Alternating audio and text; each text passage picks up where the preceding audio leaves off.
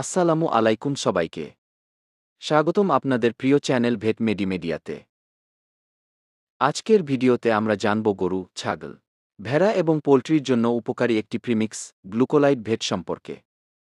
Diarrhoea, পানিশূন্যতা, দুর্বলতা এবং শরীরের ইলেক্ট্রোলাইটের ভারসাম্য ঠিক রাখতে এটি অনেক খামারি ব্যবহার করে থাকেন। এখন চলুন জেনে নেই গ্লুকোলাইড ভেটে কী কী উপাদান রয়েছে। এতে রয়েছে sodium bicarbonate, sodium chloride, potassium chloride, vitamin A এবং শুকনো অ্যাসিডোফিলাস। এই উপাদানগুলো প্রাণীর শরীরের দুর্বলতা কমাতে এবং ইলেক্ট্রোলাইটের ভারসাম্য ঠিক রাখতে সাহায্য করে। গ্লুকোলাইড ভেট সাধারণত ডায়রিয়া, ডিহাইড্রেশন বা পানিশূন্যতা, বাচ্চা প্রাণীর সাদা উদ্রাময় এবং মেটাবলিক অ্যাসিডোসিস সমস্যায় ব্যবহার করা হয়।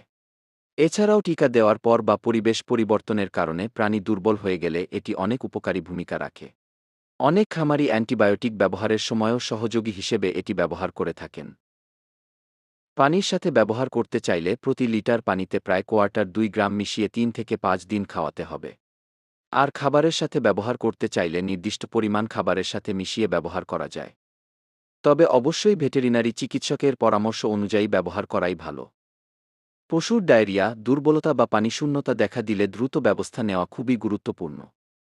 ভিডিওটি ভালো লাগলে অবশ্যই লাইক, কমেন্ট এবং শেয়ার করবেন। আর পশুপাখির ওষুধ ও চিকিৎসা বিষয়ক আরও ভিডিও পেতে চ্যানেলটি সাবস্ক্রাইব করুন।